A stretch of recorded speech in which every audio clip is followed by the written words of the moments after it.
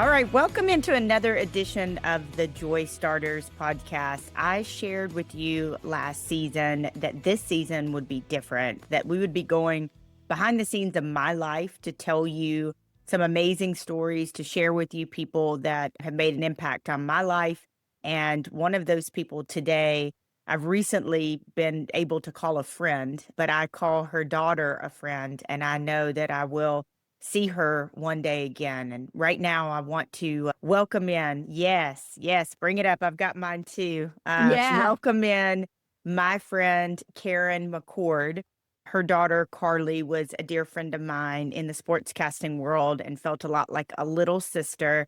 And our dear friend, Matt Moscana, actually connected the two of us.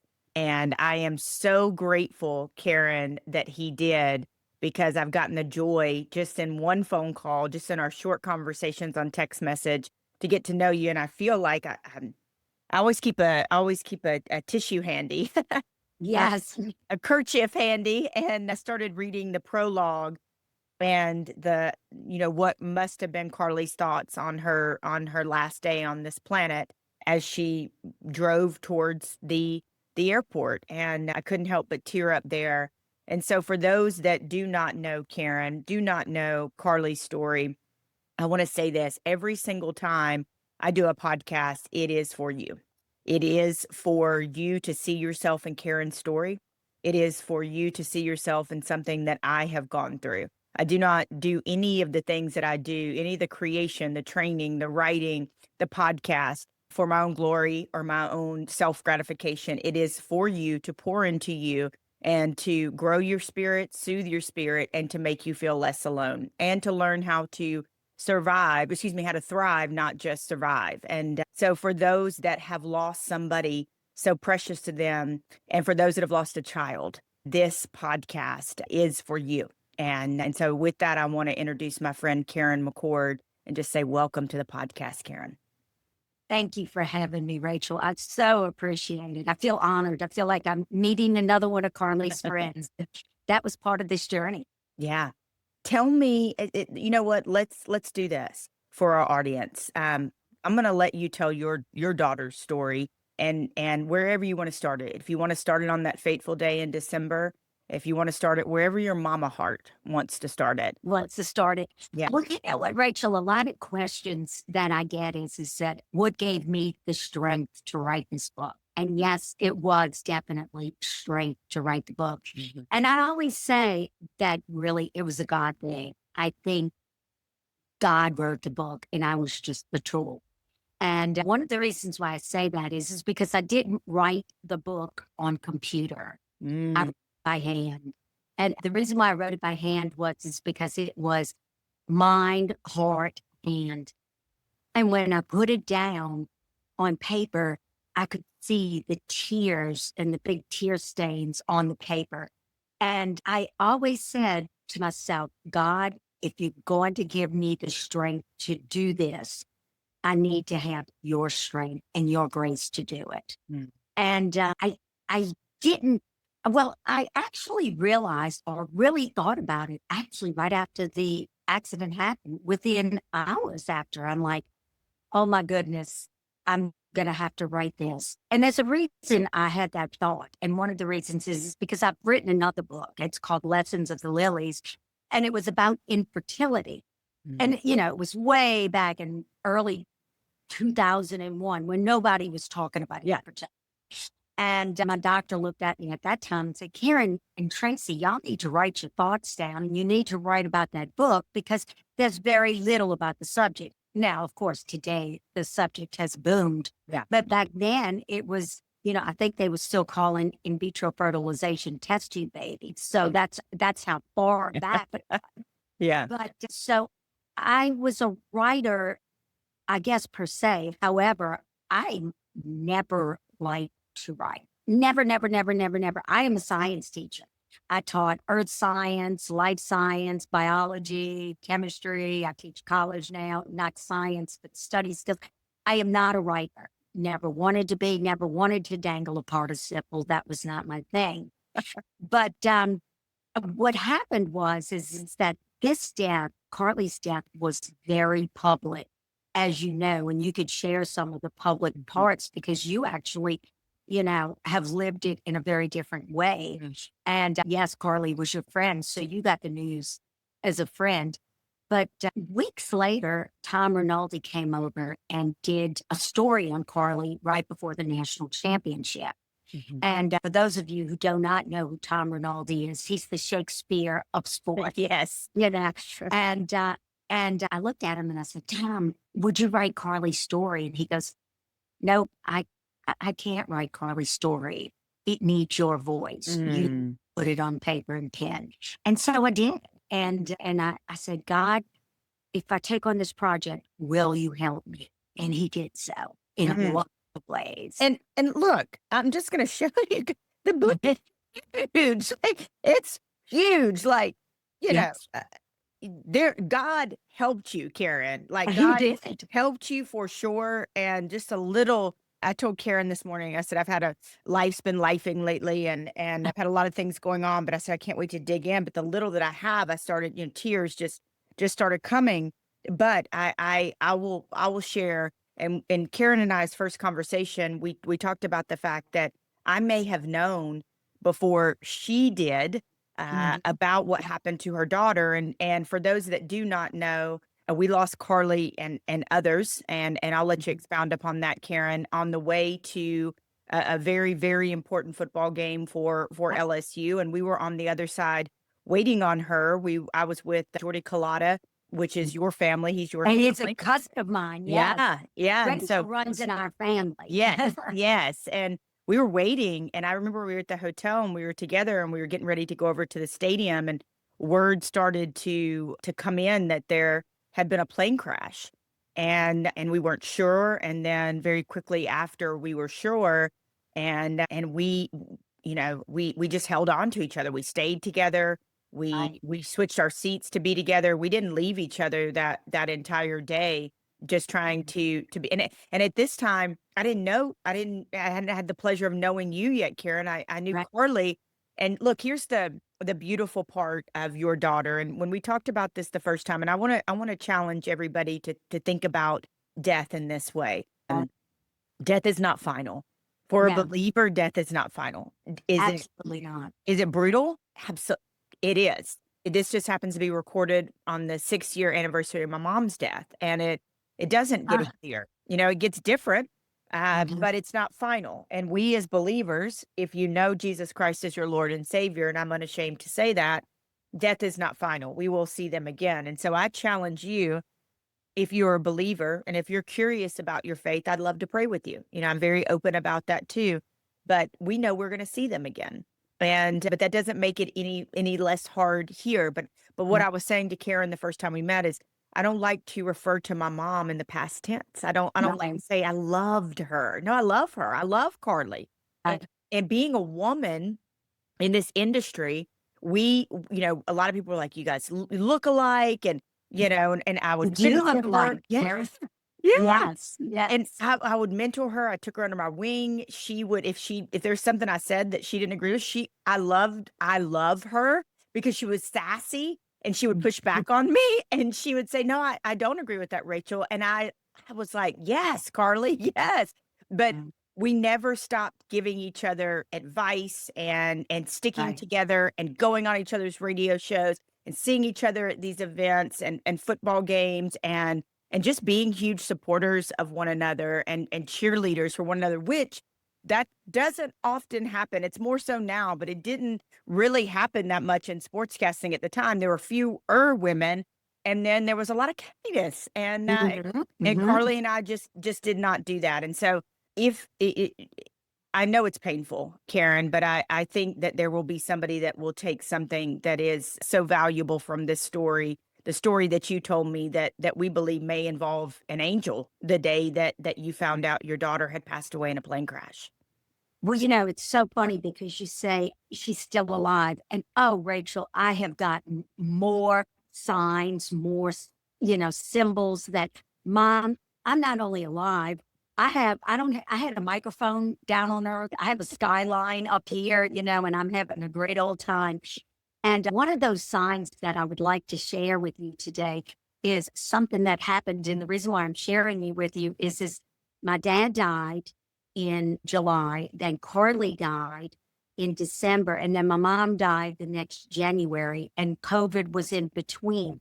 So I am talking, we just experienced one loss after another, after another. And my mom, due to COVID, she was in a nursing facility and we could not see her. So we couldn't be with her at her last moments. Well, Wow. this is how odd, things can play out to be. They had a girlfriend of mine, and what she did is I did not know it. She was an exercise friend, didn't know her very, very well. I mean, I knew her. You don't know somebody, real Yeah. intimate Yeah. when you're an exercise friend. And so I didn't know it was her at the time. But right before the day my mom died, about 9 o'clock, and I don't know, I'm just going to say 9 o'clock because I Yeah. don't know the exact time, but 9 o'clock, the bell rang and a cake appeared. And it was this beautiful rainbow cake. And it was this big, this tall, and it was from Cake Boss, the guy in New York. Yeah. And I'm like, oh, this is a rainbow cake. And I'm like, and I'm going to say we have been given gifts, little gifts throughout, our journey through this. People just send us stuff and that sort of thing. And I cut the cake and it was a rainbow, beautifully, coiffed cake, delicious. Wow. An hour later, the phone rang and my mom had passed away. And so it was like, oh my gosh, a rainbow cake, not just a cake, Yeah. not a cannoli, Yeah. not a flare, a rainbow cake Yeah. appeared as if to say, your mom's going to heaven and it's going to be all right. Mm. And so the interesting thing is that later I was talking about it in the exercise room and I said, I don't know who gave it to me. And Jan came up to me and said, I gave it to you. She says, this is the strange part. I ordered, my husband loved this eclair cake Yeah. in December, and they were giving a free rainbow cake on this day. And I could choose anyone for it to go. So I looked at your address, looked up your address and sent it to you because of the rainbows, Wow. And I'm like, oh my gosh, did you know that this rainbow cake that you ordered in December winded up at my house Mm. an hour before my mom died? Wow. You know, okay, you could call it a coincidence. I shan't. Yeah. Because, what are the odds of the cake boss giving a free rainbow cake? They couldn't give him free cannolis. Correct. But Correct. this was a beautiful cake. And so that is just one example of, you just have to believe there's a life after this, and that's just one of a bajillion signs. Yeah. We could in a restaurant, Tracy's sitting and the hostess, saddest there, and there's a rainbow over his head, or Hallelujah, her pageant song she sang will come on, or it's just crazy. It just goes on and on. In the Hebrew language, there's no word for coincidence. Kathy Lee Right. Gifford wrote that in her book, and I used Hmm. it in my book, Relentless Joy. And I just don't believe in them. And I love that she sends you rainbows. I think Hmm. too, I think maybe, but this is just Rachel's unabridged version. Maybe that was her way of saying, I came to take your mama home, Yeah. right? And Right. my uncle just passed, and it was one of those, it was an illness that he knew he was going to go. He was going downhill. And Hmm. I'd never met anybody, Karen, who was as or is as comfortable. Like he knew where he was going, man of faith, knew where he was going, all Right. of those things. Right. And my cousin calls me the day he passed away that evening, and she calls me that day and she said, Rachel, he's not lucid. He's on a lot of medication. He's at the hospital. We're here. We had to come. And she said, but something happened and I need to tell you. And I said, what is that? And she said, he sat up out of nowhere and started calling your mother's name. Oh. Mm. And I just cried like a baby, and I believe that she came to take her big brother home and came to walk him home, and so I'm gonna choose to believe that that rainbow cake was a sign that your baby girl came to walk your mom home. Yeah, I would not deny it one bit. I really wouldn't. And like I said, we've had many signs since then. And I find such comfort in those signs. I really do. I truly find comfort. What has been the greatest blessing of writing this book from one author to another? I am going to tell you, and I'm going to put it in one word, one sentence. The book started out as a tragedy, but it ended as a love story between a mom finding out about her adult daughter. Now, and that was the biggest gift of all. And I think you and I discussed this. You know your kid. Yeah. And I knew Carly. Carly and I would go to lunch together. We would laugh together. We would cry together. We'd bitch at each other. I mean, we had a really close relationship. But just like I think I told you earlier on, it's that your parents do not know what you are like in the world of business, in the work world, or in their other friends' world. As your children grow older, your parents don't know those relationships like they did when they were younger, when the kids were younger. So I interviewed all over 100 people for the book. I mean, I went over and over and over. And, Rachel, I called people such as Michael Lombardi. Wow. I talked to people like Tom Rinaldi. And then I talked to people that were the janitors of the Superdome and the car lot owners. And, I talked to everybody, every scheme, from top to bottom, and every single one of them told me about Carly's work ethics and how she just worked so hard, how she was so kind. And the biggest gift is at the beginning of the book, you see me, I went to a religious retreat. And Rachel, it was just about 4 weeks after the accident. And I looked and some of my friends from high school graciously gave me this and I decided to go. But I wanted to go anonymously because this was a very public death. And we can definitely talk about public death later on. But I went as an anonymous, and I wanted nobody to know I was there. And so I went and I ate, and I would eat by myself. And I looked at excuse me, I am sorry. All of a sudden, I'm going to get lots of calls. Yeah, it happens. It's technology. Yeah, technology is so wonderful. And anyway, so I looked at this picture, and it was Jesus holding a little baby up, looking at a butterfly and introducing that baby to heaven.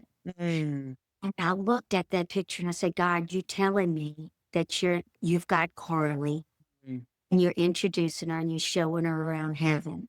And I so appreciate that a whole bunch. I so appreciate it. And I said, so you've got Carly. Mm. You are now you're going to do her laundry. You're going to do her Tide detergent and have, and then by the time I read the book, I thought of that scene at the very beginning. And I said, God, you gave me the gift to know that I did the very best I could. Ooh. And I raised a daughter that was so respectful, so loving, and so kind. And not just kind to the Michael Lombardis of the world, the Sean Paytons of the world, the Drew Brees of the world, but also to the people who were way behind the scenes and the people who put the toilet paper in the Superdome. I said, I can put my head down and say, I did the best I could. Mm. It was truly the biggest gift. Mm. I love that you said that, Karen, because that is what I teach with I'm changing the narrative. So I teach this in this idea mask off vulnerability. I also teach on this idea of over communication versus under communication. Everything bad happens when we under communicate, when we stuff it down, when we are resentful, when we don't share our feelings, when we don't work through our feelings, when we don't communicate to somebody, no, that's not what I meant, or you read that text wrong, or whatever it may be, right? And I love that you said, "Hey, listen, this is what came out of this book that I can lay my head on the pillow at night," because that's the same thing that I teach people. Conduct your life in such a way, whether that means apologizing to somebody else, apologizing to yourself, whether that means getting on your knees and praying, whether that means coming back to God, whether that means service, whatever that means in your life, live your life in such a way that when you rest your head on the pillow at night, there aren't things lurking and on your mind. This person's mad at me and this person and this going on and this going Yeah. on. You are proud of who you are, right? That doesn't mean that we're without mistakes. That doesn't mean that we're not going to mess up Right. because we're human, but it means we Mhm. live our lives in such a way that we can lay our head on the pillow and be proud of ourselves. And so, I love that answer, and I can feel it in you 1000% that you got to know your adult daughter, but you also got to know that you raised a fantastic human, and you're a great mom. You know, Right. I think that's one of the I'm a bonus mom, but I think that's Mhm. one of the questions that we all have as parents is, did I do well enough? Did I do good Right. enough? Did I give it my all? Did I? And so, wow, I think this book should also be for not just people that have lost somebody, not people that Um, necessarily have no Carly, but it's such for a wide audience, Karen. It really is. Rachel, that is so interesting because I've had kids write me Mm, and say, Miss Karen, I can understand because Carly wasn't a great student in high school. Not that mhm. she couldn't have been a great student. She Yeah. just didn't. She just didn't like the scene. By then she was in Catholic school for 12 years and, she didn't like wearing a uniform. She was a nonconformist and she blew her tops. Mhm, She blew her scholarship money. And that's how she had to do pageants mhm. because she had to figure out a way to earn scholarship money. And we told her, well, you can sing and you can be Miss Lady of the Bracelet. And, she said, oh, this head doesn't wear a crown, but it did. And she learned how to wear the crown and she Mhm. learned how to go to finishing school. And, at the beginning of pageants, she walked like a horse, but at the end, she glided like a swan. Yeah. She figured it out. It wasn't always easy for Yeah. Carly, but Yeah. Carly always figured it out. She always had an angle to, okay, I can do and Mhm. and I saw that when she went to Cleveland. I mean, Rachel, she started at $24,000 a year Yeah. in Cleveland. And I'm Been like, there. you understand? And you're like, how are you going to live on $24,000 a year? Yeah. She figured it out. Now, I could tell you a funny story. She said, Mom, I figured one way out. Don't worry. I found a roommate on Craigslist. And I'm like, you found a roommate on Craigslist? And the funny part is that we looked and we laughed because, she goes, well, don't worry. The Cleveland Browns checked his background out. I'm like, I'm going to worry. I am Mom.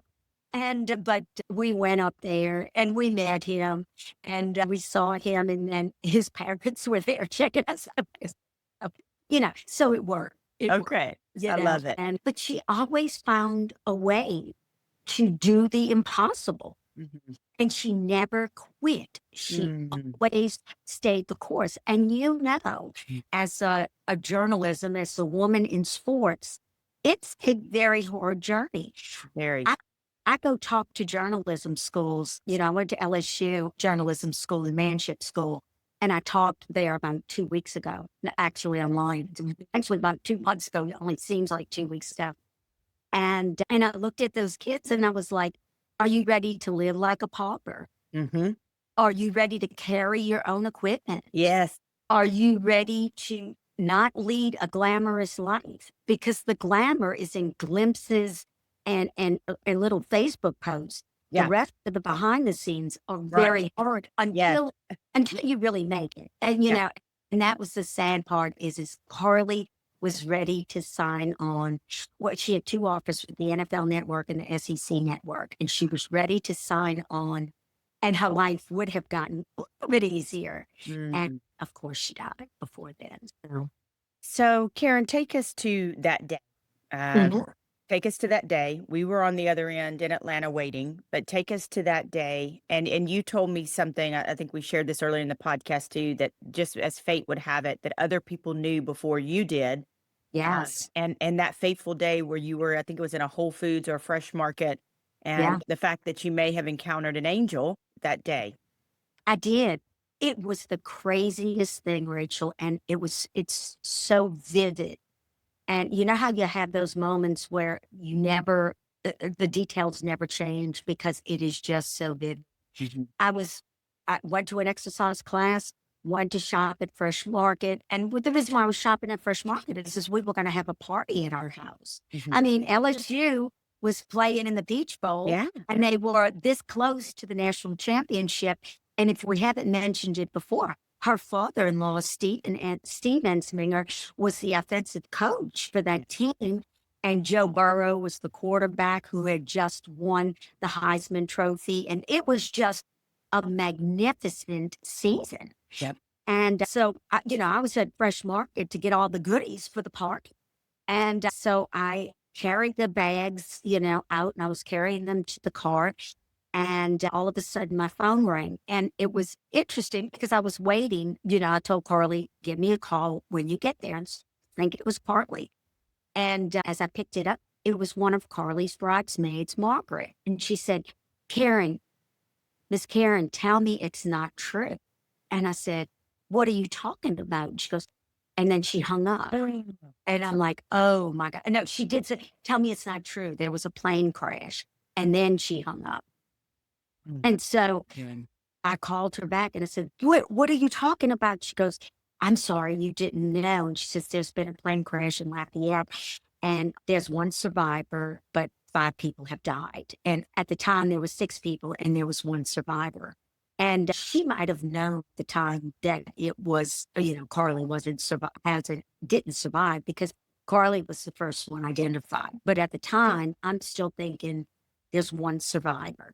Yes. And so I couldn't drive. I was just paralyzed. So I found my way back to Fresh Market and I asked if I could speak to the general manager, whom I knew, because you know how you shop at a store and you know these people. So as I was waiting for him to come out, ugly tears are just rolling down my face. Mhm. And there was this man, and Rachel, he was gorgeous. And I'm not talking about gorgeous as in the athletic gorgeous. It was like he really truly glowed. Mhm. He had a maroon sweater and black curly hair. And he looked up and I would say he was about 40-ish years old. Okay.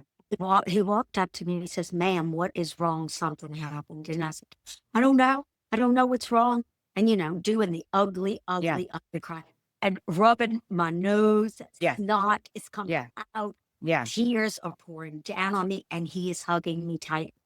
And he looked at me. He said, I will bring you home. Mm. And Rachel, guess what? I would have let him. Yeah. I would have gotten in the car and let him. Now, I'm not advising that for your readers Yeah. or your audience. I'm just advising that at that moment, I would have gone home with him. And that's how comfortable I felt at that moment. And then all of a sudden, the general manager of Fresh Market came up and he says, no, that's okay. We'll get her home, but thank you. And he goes, no problem. And I hugged him and I literally turned around to thank him. Mhm. He was gone. And I said, where did that man go? No one who was around me could find the man in the store. I believe it. No, he was gone. Believe it. I just like vanished that quickly. And I looked at him. I looked at myself and thought to myself, oh my gosh, was that God? Was that Jesus? Was that an angel? And Rachel, I look at that and I think this was such a public death. Mm. Surely if it was a man in Baton Rouge, he would have contacted me again. Right. Surely he would have, because as you know, it was all over the news. Yes. All over, it was on national news, it was on international news, and it was on local news, and it was on tiny news, and it was all over Facebook. The man could have contacted me, but I've never. Never. Mm-mm. And Yeah. And I told you how much I believed it, 1000%. And interestingly enough, when we were at the Peach Bowl at the Dome in Atlanta, Mhm. Jordy and I were together, and a news person said, would you speak? Would you share a few minutes? Because they saw how affected we were. And I told you, I said, I ended up on Good Morning America talking about your daughter. Oh, I didn't know that. Yes, and it was just a short clip, but regardless, I was so honored just to talk about her. Uh-huh. But yeah, and I shared with you that I had an experience. How I know this is true for you. I had an Right. experience myself when I was about 20 years old, and a trigger warning. I was accosted and pistol whipped and assaulted, and I ran down into the street. This was in Birmingham and Five Points. I ran down into the street, tried to get help, couldn't, nobody would help me. I finally ran in front of a cab, and a cab full of girls had mercy on me, and I called 911 for me. And later on, we were with the cops, and myself and this other acquaintance that I was with, friend of a friend, and we're in the back of the cop car at like 5 o'clock in the morning. And this cab driver drives up and says, "Oh, hey, you wouldn't be happen to look for, a couple of teenagers or a couple of young people that are, I don't think they were teenagers, or were on foot and were fleeing." And Mhm. I got out of the back of the car, it was open. And I said, "Yes, yes." And he said, I wrote down a tag number. And Karen, I was so in shock like you. I was just all over the place that I hugged him. Like I fell on my knees and hugged him around his waist, which would be awkward on a normal day, got Right, right. head in his crotch area. But I remember all I can remember is looking up at him and seeing that he was a beautiful black man. He reminded me of Morgan Freeman. He turns back around, he pats me on the head like this, and I get up, and he turns back around and he leaves. Well, fast forward a couple of weeks later, we're with the detective, and they said, "Well, we tried to track down that cab number, and we called the cab company with that cab number, and you guys are probably going to figure out what I'm going to say next." And they were like, the detective said, "Ma'am, nobody by that description and nobody by that cab number works at that cab company. And the Yeah. only way we put these people away, the only way," and they had a rap sheet very long, and I've forgiven them since, but the only way that we put them away was because of this man, this angel. And I, like you, believe I encountered an angel that day. So I think that was God looking out for you in that moment of Um, just utter heartbreak. yeah, and I totally agree. I just no way could I explain it except for that. No way. Yeah. Mhm. Yeah.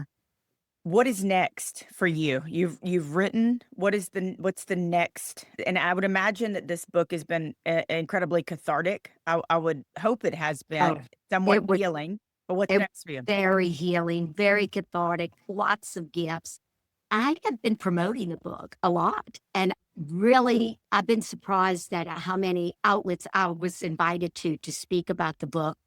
I would hope, if I do nothing else, I've done it, and so I look at the book and go, "Okay, my last hurrah. Please, God, don't make me Yeah, write another one. yeah, Please." You know, I'm finished writing, hopefully, yeah. but I would love, love, love to see it on a national level. Mhm. And I'm going to tell you why. Not because I want to be a nationally best-selling author. It has nothing to do with that, but it has to do with almost. And I'll explain what I mean by this. Carly had a lot of almost in her life. Okay. The first almost was when she was Miss Louisiana, and she was in Miss Louisiana, and she was first runner up Mhm. twice, and she would always call it first loser. You know, and that was Carly, because Carly didn't settle for first loser. She was going to find a way to win. Okay, and so that was always first loser. Then there came a time when she was working for the New Orleans Saints, and she was all excited because it was the season where it was the no call. Yeah, You remember yeah, that? yeah, Okay. And she was all excited for that season because they were this close to getting to the Super Bowl. yeah, And everybody, and you can help me with this, everybody gets a ring. Now, I don't know if the organization buys everybody a yeah, ring, or if you can purchase a ring, but yeah. everybody gets a Super Bowl ring, right? And she was so pumped. I'm going to get that ring, you know? And of course the no call hit. And so she was this close. It was the game before the Super Bowl. And so she almost got the ring but she didn't. And then there was a time that I stumbled across one of her pageant interviews. This was after her death. Okay. And she looked at the judges and she said, Mr. So and so, Miss So and so, Miss So and so, this is my last opportunity to be Miss Louisiana. She says, it's 4th down in inches. Will you push me over the goalpost? Wow. And she didn't. They didn't, she didn't win. Yeah. And then the last almost was pretty much the day before she died. She was this close to the national stage. She made it, Rachel. She was ready to sign, or she had signed on with the dotted line, but yet she never made it on the national stage. So that was another almost. So the day the book was released, we were honored to release it in Tiger Stadium. And they said we could invite 20 people. And of course, I invited my closest friends. And of course, I invited Stephen and Stephen's family and my family and that sort of thing. And I looked at Steve, Coach Steve Ensminger. Now, you got to remember, Coach Steve was the LSU quarterback, and he was the offensive coach, as we mentioned earlier. And I looked at him and I said, hey, Coach, where's the best place to stand in the stadium? And he said, come on, I'm going to take you. And I said, no, we can't go there. The lady told us we cannot walk on the grass. He says, they're not going to tell me anything. Anyway, so we walked to the 50-yard line. And it was so funny because I had had cataract surgery. So I said, Steve, I know this is going to be personal, but you got to hold my hand because I might trip. So he held my hand and walked me to the 50-yard line. And we looked around, and I looked around at the empty stadium, and I got a view of what, Carly had always seen, empty stadiums as you had before it became prime real estate. And I looked around to see one of my daughter's vantage points.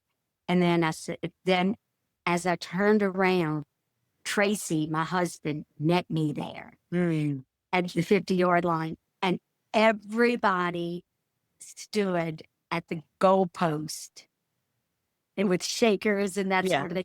And we walked the book from the 50-yard line, and I crossed her over the goalpost.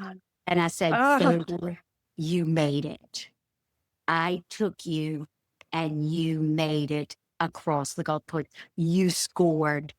And so I'm really passionate about making this a national bestseller just because she works so hard.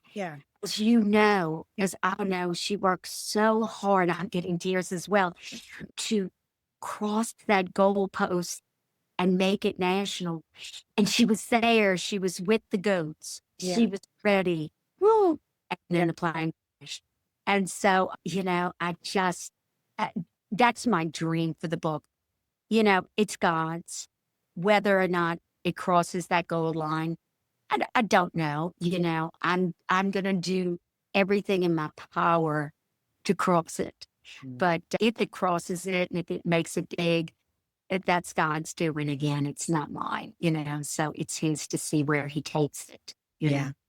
As we wrap up today, tell us about, first of all, I'm going to put all of your contact information. So if you want to book Karen to speak, if you want to grab 5, 10, 20 copies, if you want to just converse with her, I'm going to put all of her contact information in the show notes. But Karen, as we go out today, tell us about the Blue Rocks. Okay, I'm going to tell you about the Blue Rocks. It's a hilarious story. And the reason why it's a hilarious story is because I have 2 stories intertwined in one. One of the things is that one of the best gifts you can give someone is a book. Okay. And that's one of the other reasons why I wrote it is because people give you lots and lots and lots of gifts.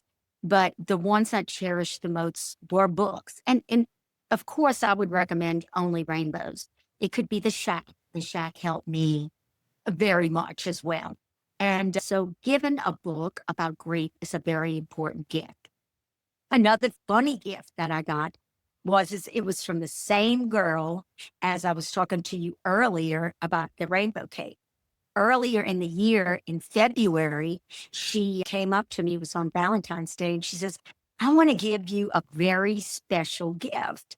And I said, oh, thank you. She says, and she handed it to me, and she's, this lady is older. So she handed me a bottle of Italian seasoning. And I looked at it and I said, Italian seasoning, this is very interesting. And she goes, it's the best, but don't open it till you get home.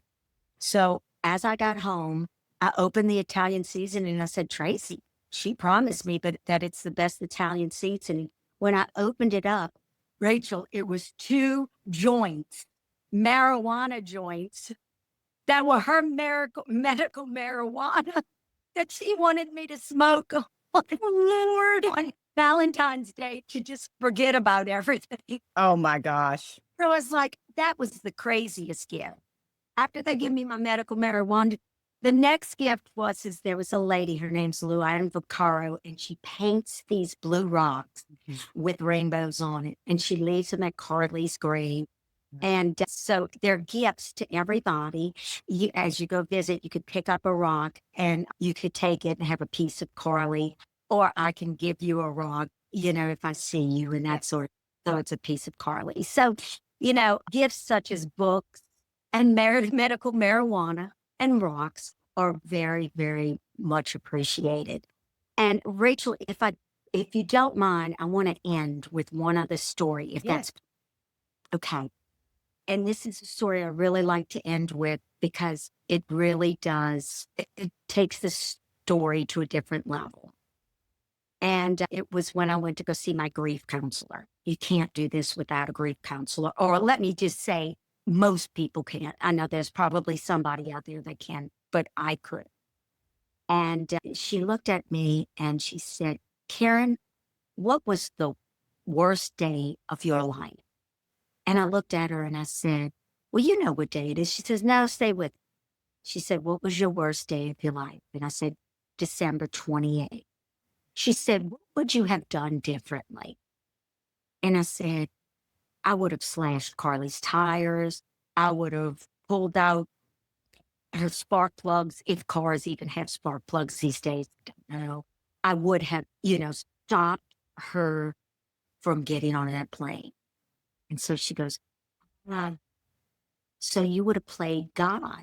Mm. No, I would have played mom. Mm. She goes, that's exactly right. Because don't you think God could have changed those things? And I said, yes, I do. Mm-hmm. And she goes, Karen, it wasn't yours to change. Wow. It was her time. Wow. And deep, deep, deep in my soul, Rachel, I knew that I had to let go and that she was God's and God was going to be doing her laundry and using Tide detergent because my job as an earthly mom was finished. Mm. I thought about this in preparation for this podcast today, that my mom knew of Carly. I talked about Carly. And so I thought about what they must be experiencing today in heaven.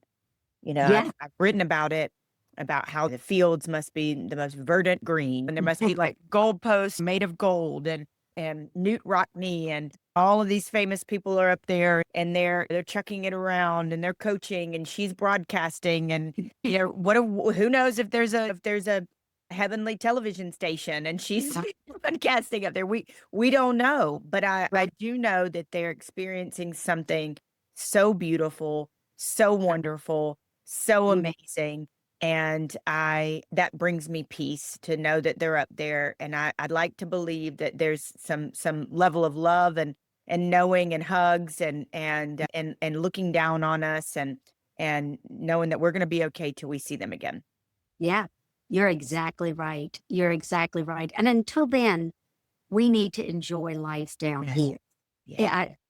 Yeah, you know, we can't let it steal our joy forever. Now, that doesn't mean that Carly is, you know, never on my, she's always on my mind. You know, she is always there. The experience will always be a part of me. There's always a part of me that will be missing, but Yes.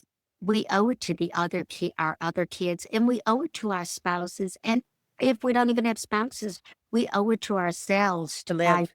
beauty and joy in this life until we can meet them again, you Yes. know?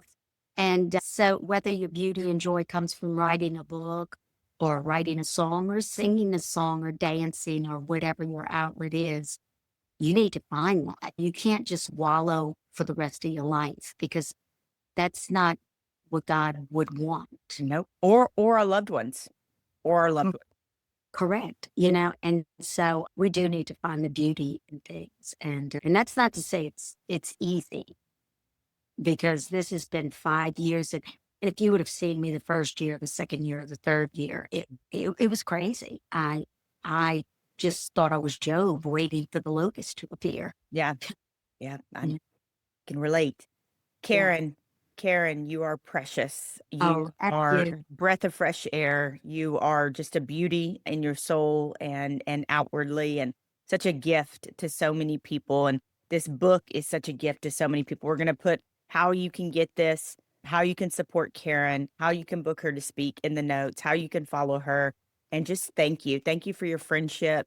Thank you for writing this. Thank you for honoring your beautiful daughter. And I cannot wait to see what God does with this, where he takes her story. And I can't wait to hug her again one day in heaven.